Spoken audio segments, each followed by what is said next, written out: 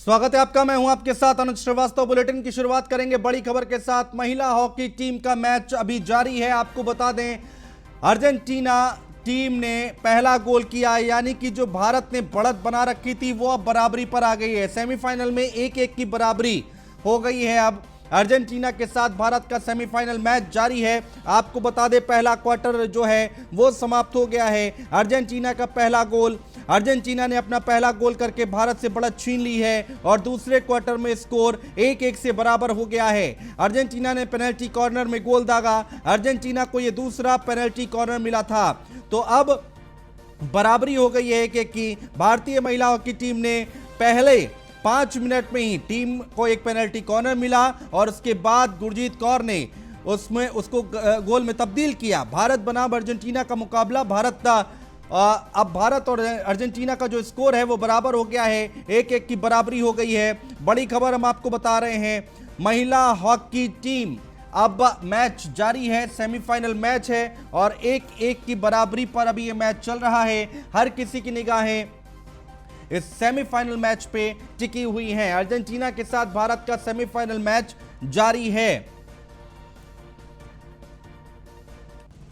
Argentina ने अपना पहला गोल कर दिया। इससे पहले भारत ने गोल दागा था।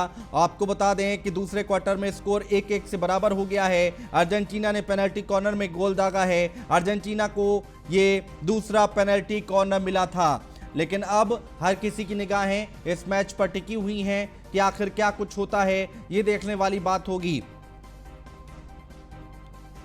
तो पहला क्वार्टर जो कि समाप्त हो गया है और भारतीय महिला हॉकी टीम ने पहले ही क्वार्टर में गोल किया था और बढ़त बनाई थी, लेकिन अब स्कोर जो है वो 1-1 की बराबरी पर है। तो अब अर्जेंटीना ने गोल दागा है। पहले भारत ने गोल दागा था और उसके बाद अर्जेंटीना ने गोल किया है और स्कोर बराबर किया है 1-1 का। तो हर किसी को उम्मीद है कि भारत जीतेगा और महिला हॉकी टीम जो है वो जीत हासिल करेगी इस मैच में। सेमीफाइनल मैच है, बड़ा मैच है, तो देखना होगा क्या कुछ निकलकर सामने आता है। लेकिन इन सब के बीच में हर किसी की निगाहें, देखिए तस्वीरें भी हम आपको दिखा रहे हैं, भारत का झंडा लेकर, तिरंगा लेकर यहाँ पर लोग बैठे हुए हैं और सपोर्ट कर रहे हैं, चीयर कर रहे हैं टीम इंडिया को। महिला हॉकी टीम को यहाँ पर सपोर्ट किया जा रहा है। लगातार अलग अलग जगहों से तस्वीरें निकलकर सामने आ रही हैं, वो हम आप तक पहुंचाने की कोशिश कर रहे हैं। लेकिन इन सब के बीच में अपडेट ये है कि स्कोर बराबरी पर आ गया है। अर्जेंटीना के साथ भारत का सेमीफाइनल मैच जो कि लगातार जारी है। पहले 1-0 से बढ़त बना रखी थी भारत ने और अब ये स्कोर जो है वो बराबरी पर आ गया है। भारतीय महिला हॉकी टीम ने पहले 5 मिनट में ही गोल किया और पहले 5 मिनट में टीम को एक पेनल्टी कॉर्नर मिला था और फिर उसके बाद गुरजीत कौर ने बिना गलती करते हुए इसको गोल में तब्दील किया। गुरजीत कौर ने पहला गोल किया भारत की तरफ से। भारत बनाम अर्जेंटीना का मुकाबला और अब स्कोर 1-1 की बराबरी पर आ गया है। अर्जेंटीना ने भी एक गोल कर दिया है, तो अब स्कोर जो है 1-1 की बराबरी पर है। अर्जेंटीना ने अपना पहला गोल करके भारत से बढ़त छीन ली है। पहले 5 मिनट में भारत ने गोल किया था और बढ़त बना ली थी, लेकिन अब दूसरे क्वार्टर में स्कोर 1-1 के बराबर हो गया है। अर्जेंटीना ने पेनल्टी कॉर्नर में गोल दागा है। अर्जेंटीना को यह दूसरा पेनल्टी कॉर्नर मिला था जिसमें एक पेनल्टी कॉर्नर में गोल करने में कामयाब रहा अर्जेंटीना, लेकिन अब सबकी निगाहें मैच पर टिकी हुई हैं। पूरा मैच अभी बाकी है। अर्जेंटीना ने स्कोर जो है वो बराबर कर लिया है। सेमीफाइनल में 1-1 की बराबरी पर अभी मैच चल रहा है। अर्जेंटीना के साथ भारत का यह सेमीफाइनल मैच है जो कि अभी चल रहा है।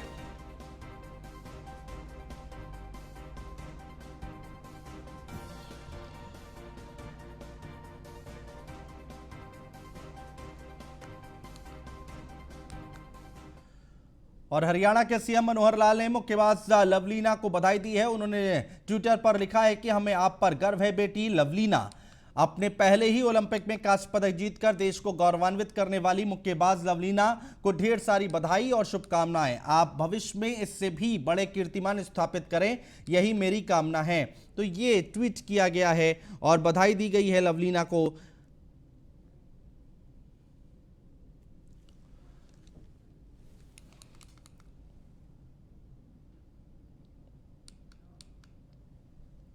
और छत्तीसगढ़ के सीएम भूपेश बघेल ने भारतीय मुक्केबाज लवलीना को कांस्य पदक जीतने पर बधाई दी है। उन्होंने लिखा है कि जय हो। टोक्यो ओलंपिक में भारतीय मुक्केबाज लवलीना को कांस्य पदक जीतने पर बधाई और शुभकामनाएं। देश की जाबाज बेटी के शानदार प्रदर्शन पर हम सभी को गर्व है। तो ये भूपेश बघेल की तरफ से कहा गया है, ट्वीट किया गया है, जिसकी तस्वीर हम आपको दिखा रहे हैं। जय हो से उन्होंने अपने ट्वीट की शुरुआत की और कहा कि लवलीना को बधाई और शुभकामनाएं। मध्य प्रदेश के ग्वालियर चंबल अंचल में भारी बारिश के बाद आई बाढ़ की स्थिति को लेकर सीएम शिवराज सिंह चौहान ने प्रधानमंत्री नरेंद्र मोदी को अवगत कराया है। सीएम शिवराज ने प्रधानमंत्री को बताया कि कुल 1225 गांव प्रभावित हुए हैं, जो कि शिवपुरी, दतिया, ग्वालियर, गुना, भिंड, मुरैना और श्योपुर जिले के हैं। एसडीआरएफ, एनडीआरएफ, आर्मी और बीएसएफ सभी ने मिलकर लगभग 5950 लोगों को सुरक्षित निकालने में सफलता प्राप्त की है।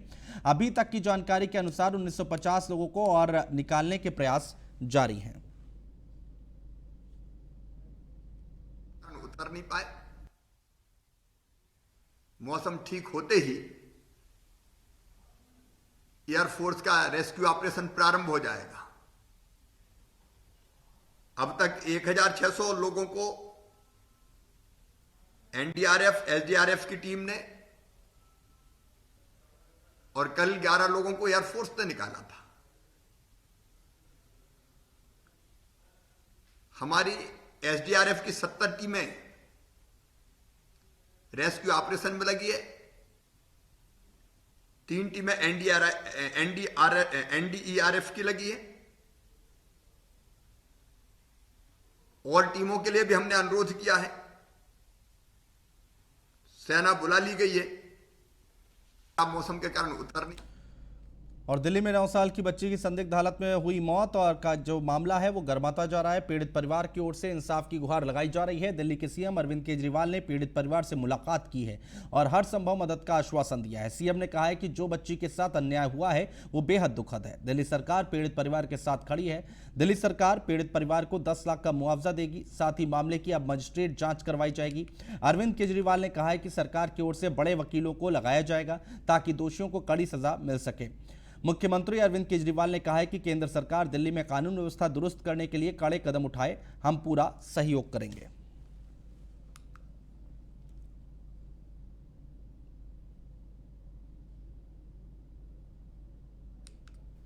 जो हादसा हुआ उसके साथ गलत काम होके और उसका कत्ल कर दिया गया, ये बेहद दुखद बात है। मैं अभी आया था, परिवार के उसके दोनों माता पिता से मिला। दिल्ली सरकार मामले में एक तो परिवार उसकी अपनी बच्ची तो वापस नहीं आ सकती और जो परिवार के साथ अन्याय हुआ है वो बेहद दुखद है, उसकी भरपाई पूरी नहीं की जा सकती। लेकिन दिल्ली सरकार परिवार को 10 लाख रुपए का मुआवजा देगी। इसमें हम मैजिस्ट्रियल इंक्वायरी ऑर्डर करेंगे और इस केस में दिल्ली सरकार सबसे बड़े से बड़ा वकील कोर्ट में लगाएगी ताकि दोषियों को कड़ी से कड़ी, सख्त से सख्त सजा दिलवाई जा सके। जो हादसा हुआ उसके साथ बड़ी खबर आ रही है लखनऊ से। जितेंद्र सिंह बबलू बीजेपी में शामिल हुए हैं। स्वतंत्र देव सिंह ने दिलाई है पार्टी की सदस्यता। जितेंद्र पर रीता बहुगुणा के घर आगजनी का आरोप है और बीएसपी छोड़ बीजेपी में शामिल हुए हैं जितेंद्र सिंह। तो ये बड़ी खबर हम आपको बता रहे हैं, लखनऊ से आ रही है। जितेंद्र सिंह बबलू बीजेपी में शामिल हुए हैं। स्वतंत्र देव सिंह ने पार्टी की सदस्यता दिलाई है। जितेंद्र पर रीता बहुगुणा के घर आगजनी का आरोप है। बीएसपी छोड़कर बीजेपी में शामिल हुए हैं जितेंद्र सिंह। तो ये बड़ी खबर हम आपको बता रहे हैं, लखनऊ से आ रही है। जितेंद्र सिंह बबलू बीजेपी में शामिल हुए हैं। स्वतंत्र देव सिंह ने पार्टी की सदस्यता दिलाई है। जितेंद्र पर रीता बहुगुणा के घर आगजनी का आरोप है। बीएसपी छोड़कर बीजेपी में शामिल हुए हैं जितेंद्र सिंह। इस वक्त की बड़ी और अहम खबर हम आपको बता रहे हैं। एसके वाजपेयी हमारे संवाददाता हमारे साथ जुड़ चुके हैं। एसके वाजपेयी, क्या कुछ पूरी जानकारी एक बार तफसील से बताइए। बिल्कुल, हम देखें जिस तरीके से जितेंद्र सिंह बबलू बीकापुर सीट है अयोध्या की, वहां से विधायक रहे हैं और बीएसपी सुप्रीमो मायावती के काफी करीबी रहे हैं। और जब 2009 में उत्तर प्रदेश में बीएसपी की सरकार थी और उस दौरान केंद्र में कांग्रेस की सरकार थी, उस दौरान रीता बहुगुणा जोशी के एक बयान के बाद उनके घर में आगजनी और साथ ही साथ में तोड़फोड़ हुई थी, जिस मामले में करीब 7 लोगों पर मुकदमा दर्ज हुआ था। तत्कालीन लखनऊ एसएसपी, उसके अलावा तत्कालीन एसपी पूर्वी पर भी उत्तर प्रदेश सरकार की तरफ से मुकदमा दर्ज हुआ था। उस मामले में मुख्य आरोपी में जितेंद्र सिंह बबलू का नाम है। हालांकि आज जितेंद्र सिंह बबलू ने बीजेपी ज्वाइन कर ली है, तो निश्चित है जहां एक तरफ लगातार बीएसपी के जो कद्दावर नेता हैं, जो कहीं न कहीं बीएसपी सुप्रीमो के करीबी माने जाते हैं, वो लगातार बीएसपी छोड़ रहे हैं।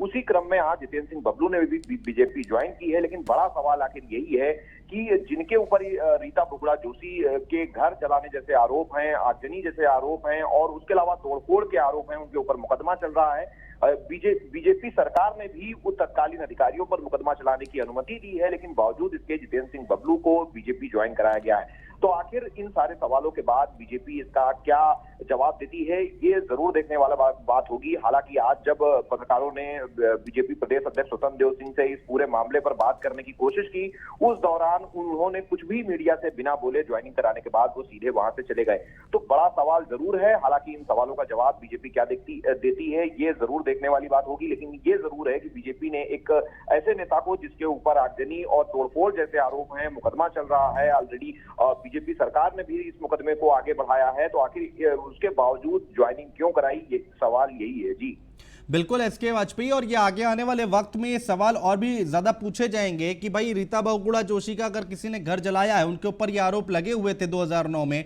और उनको ही आप पार्टी में शामिल करा रहे हैं, तो इससे मैसेज गलत जाएगा, इससे संदेश गलत जाएगा एसके वाजपेयी। बिल्कुल निश्चित संदेश गलत जाएगा, क्योंकि रीता बहुगुणा जोशी वर्तमान में बीजेपी में है, उत्तर प्रदेश सरकार में मंत्री रह चुकी हैं, बीजेपी से सांसद हैं। तो कहीं ना कहीं ये सवाल उठेंगे कि आखिर ऐसे नेता को ज्वाइनिंग कराने की जरूरत क्या पड़ी, जिसने बीजेपी नेता का ही जो तत्कालीन 2009 में घर जलाया हो, आगजनी की हो, तोड़फोड़ की हो, इस पूरे मामले में आरोपी रहा हो, उसके ऊपर ऑलरेडी मुकदमा ट्रायल चल रहा है, लेकिन बावजूद इसके भारतीय जनता पार्टी उसको पार्टी में ले रही है। तो कहीं ना कहीं सवाल जरूर है। हालांकि इन सवालों पर बीजेपी को जवाब देना होगा, और बीजेपी ने विपक्ष को एक मौका जरूर इन सारी चीजों से दे दिया है ताकि वो बीजेपी पर हमला बोल सके। लेकिन इन हमलों का जवाब भारतीय जनता पार्टी क्या देगी, ये जरूर देखने वाली बात होगी। हालांकि आज बीजेपी के जो प्रदेश स्तर के पदाधिकारी हैं, वो इस मामले पर बोलने से बच रहे हैं। वहीं बीजेपी प्रदेश अध्यक्ष स्वतंत्र देव सिंह कहीं ना कहीं इस पूरे मामले पर ज्वाइनिंग के बाद सीधे वहां से चले गए। इस मामले पर डायरेक्ट उन्होंने कुछ भी नहीं बोला कि आखिर वजह क्या थी ज्वाइनिंग कराने की। लेकिन ये जरूर है कि बीजेपी ने कहीं ना कहीं कोशिश की है कि अयोध्या को जितेंद्र सिंह बबलू के सहारे साधा जाए, क्योंकि बीएसपी सुप्रीमो के खास माने जाने वाले जितेंद्र सिंह बबलू का कहीं ना कहीं बीकापुर और आसपास की सीटों पर अच्छा प्रभाव है। तो बीजेपी कहीं ना कहीं 2022 को लेकर कोशिश कर रही है कि अयोध्या की सभी सीटों पर बीजेपी का कब्जा हो। उसी क्रम में बीजेपी ने जितेंद्र सिंह बबलू को पार्टी में लिया है। लेकिन सवाल जरूर है, इन सवालों का जवाब आखिर बीजेपी को देना होगा, और विपक्ष को भी जरूर मौका मिल गया है, और 17 तारीख से सत्र भी शुरू हो रहा है। तो कहीं ना कहीं ये चीजें विपक्ष जरूर सदन में उठाएगा। ऐसी आज आसार और हंगामा होने के आसार जरूर पहले से बन रहे हैं, जिसमें एक और चीज विपक्ष के हाथ लग गई है। जी एसके वाजपेयी, लेकिन इन सब के बीच में एक और रिएक्शन बहुत इंपॉर्टेंट है। रीता बहुगुणा क्या कहती हैं इस पर? उनका जब बयान आएगा तो वो जरूर देखने वाला होगा कि क्या उन्होंने क्या माफ कर दिया है क्या, ये भी एक सवाल उठता है। बिल्कुल निश्चित है, क्योंकि रीता बहुगुणा जोशी वर्तमान में भारतीय जनता पार्टी में है, उत्तर प्रदेश की सरकार में कैबिनेट मंत्री रह चुकी हैं, और ऐसी स्थिति में अगर उनके पार्टी में रहते हुए किसी ऐसे नेता को पार्टी ज्वाइन कराई जाती है तो सवाल तो उठेंगे। लेकिन ये जरूर है कि पूरा मामला कानूनी प्रक्रिया में है। उत्तर प्रदेश सरकार पूरे मामले को ट्रायल करा रही है, और कहीं ना कहीं पूरे मामले की गहनता से जांच चल रही है। तत्कालीन एसपी और एसपी पूर्वी की भी जांच इस पूरे मामले में चल रही है। तो कहीं ना कहीं सवाल जरूर है कि आखिर बीजेपी को ऐसे नेता को ज्वाइन कराने की जरूरत क्या पड़ी। लेकिन अगर हम बहुत शुक्रिया एसके वाजपेयी, तमाम जानकारी अपडेट हम तक पहुंचाने के लिए। और लखनऊ से एक बड़ी खबर आ रही है। यूपी में 2 आईएएस और 18 पीसीएस का तबादला हुआ है। ईशा प्रिया को सीडीओ रायबरेली बनाया गया है। प्रेरणा शर्मा नगर आयुक्त फिरोजाबाद, ब्रजेश कुमार सचिव गाजियाबाद प्राधिकरण और रविंद्र कुमार सीडीओ देवरिया बनाए गए हैं। संतोष राय को सीडीओ इटावा बनाया गया है। विजय कुमार को सीडीओ सहारनपुर बनाया गया है। Vinod Kumar CDO Mainpuri. PCS Anil Singh CDO Lakhimpur बने हैं। PCS SB Singh CDO Shahjahanpur. PCS Archana Dwivedi को एडीएम सहारनपुर बनाया गया है। तो ये 2 IAS और 18 PCS का तबादला किया गया है उत्तर प्रदेश में। लखनऊ से ये बड़ी खबर हम आपको बता रहे हैं, अहम खबर है। और किसको कहां पर नियुक्त किया गया है वो लिस्ट हम आपको बता रहे हैं। ईशा प्रिया को CDO रायबरेली, प्रेरणा शर्मा नगर आयुक्त फिरोजाबाद, ब्रजेश कुमार सचिव गाजियाबाद प्राधिकरण। चलिए बढ़ते आगे। 5 अगस्त को सीएम योगी का अयोध्या दौरा है और सीएम के दौरे को लेकर तैयारियां तेज हो गई हैं। सीएम योगी प्रधानमंत्री गरीब कल्याण योजना की शुरुआत करेंगे। वासुदेव घाट स्थित सरकारी राशन की दुकान पर बनवाए जा रहे बड़े पंडाल में लाभार्थी पहुंचेंगे। सीएम योगी करीब 400 लोगों को अयोध्या में राशन वितरण करेंगे। वर्चुअल तौर पर पीएम मोदी भी लाभार्थियों से संवाद करेंगे। पिछले साल की तरह इस बार भी 5 अगस्त को सरकार ऐतिहासिक बनाने जा रही है। पिछले साल राम मंदिर की आधारशिला 5 अगस्त को पीएम नरेंद्र मोदी ने रामनगरी में रखी थी।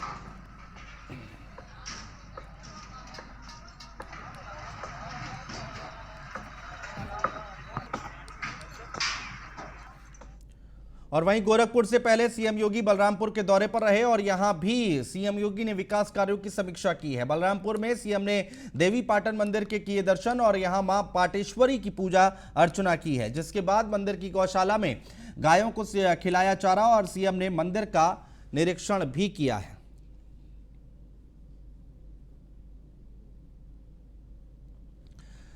दो तस्वीरें हम आपको दिखा रहे हैं। पहली तस्वीर में मुख्यमंत्री योगी आदित्यनाथ मां पाटेश्वरी की पूजा अर्चना कर रहे हैं, आरती उतार रहे हैं। और दूसरी जो तस्वीर आप देख पा रहे हैं जहां पर मुख्यमंत्री योगी आदित्यनाथ गायों को चारा खिला रहे हैं।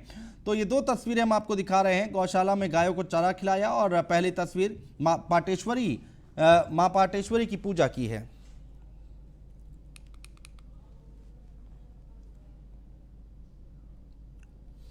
और यूपी के मेगा वैक्सीनेशन में लखनऊ ने रचा इतिहास। 69,000 की जगह 80,410 लोगों का हुआ है टीकाकरण। 12 जनपद स्तरीय चिकित्सालयों में 80,000 से अधिक लोगों ने भाग लिया है। राजधानी में अब तक 20,56,718 लोगों का टीकाकरण हो गया है। टीकाकरण की कुल संख्या की दृष्टि से राजधानी प्रदेश का पहला जिला बना है। तो ये आंकड़े हम आपको बता रहे हैं कहां पर कितने टीके लगे हैं।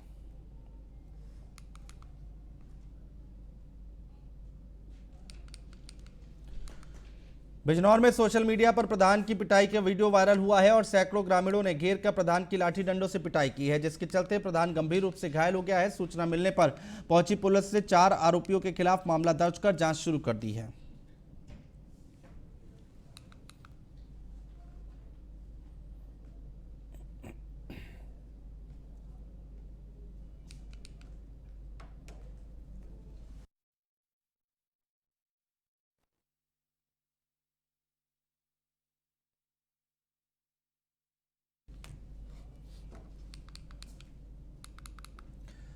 और महोबा में चोरी करने आए चोरों ने 2 लोगों को गोली मार दी। दोनों लोगों को गंभीर हालत में अस्पताल में भर्ती करवाया गया है और वहीं पड़ोसियों ने एक चोर को पकड़कर पुलिस के हवाले कर दिया। पूरा मामला पनवाड़ी थाना क्षेत्र के अग्निहोत्री पुरा का है।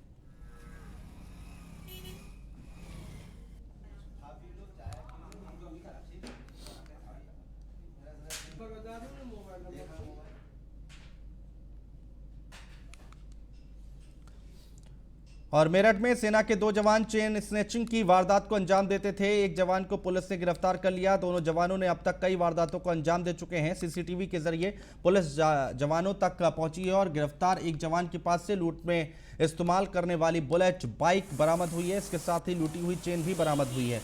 24 जुलाई की रात वेस्टर्न रोड पर चेन स्नैचिंग की वारदात को अंजाम दिया था। पकड़ा गया आरोपी जवान 50 दिन की छुट्टी पर घर आया था। सर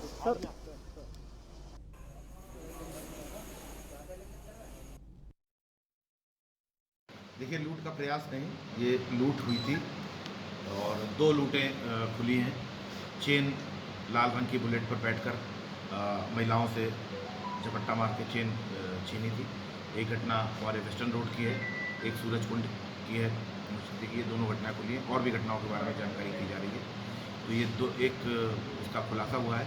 एक व्यक्ति को गिरफ्तार किया गया है और एक व्यक्ति जो है कामयाब रहा है भागने में। उसके बारे में सर इनकी क्या प्रोफाइल है?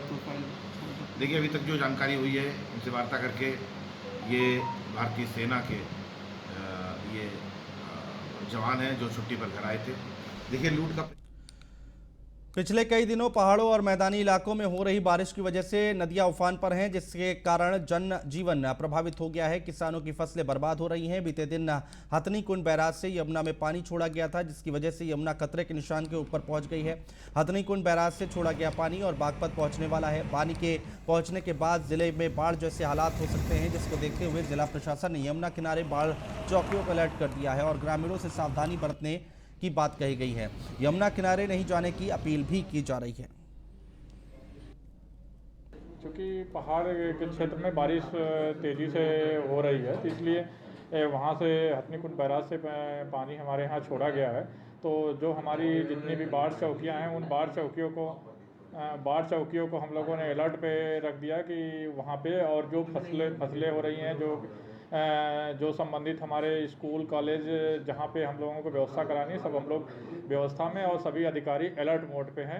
और जो यमुना नदी के क्षेत्र के किनारे के लोगों से हम आपके माध्यम से आग्रह है कि अभी चूँकि पानी का जलस्तर बढ़ता जा रहा है, तो प्लीज़ अभी आप लोग उस किनारे पे न जाएं, नदी के किनारे, अन्यथा की स्थिति में दुर्घटना घट सकती है।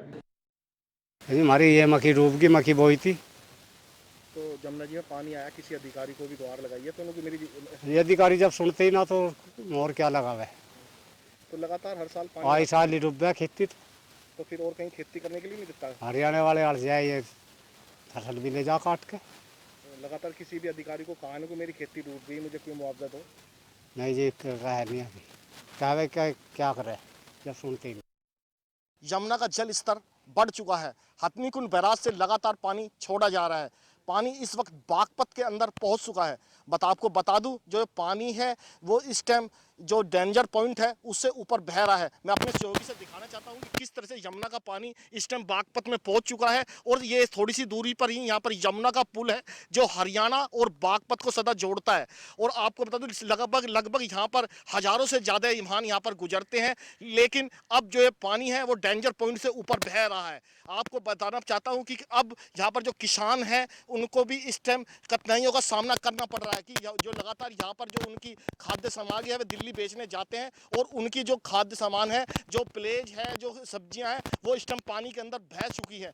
इस वक्त देखा जाए कि जो लगातार हजारों से ज़्यादा जो किसान हैं हरियाणा और बागपत के किसान हैं, वो जो सब्जी हैं और भी जो खाद्य सामान है वो हरियाणा और दिल्ली के अंदर बेचने जाते हैं, लेकिन यमुना के पानी ने उनकी सारी प्लेज को नष्ट कर दिया है। अब देखना है कि लगातार ये जो यमुना का पानी है कब तक ये पॉइंट के ऊपर बहेगा और पहाड़ों के अंदर बारिश होएगी। कैमरामैन आशीष त्यागी के साथ मैं विकास शर्मा, न्यूज़ 1 इंडिया, बागपत। और फिलहाल हमारे इस बुलेटिन में इतना ही। नमस्कार।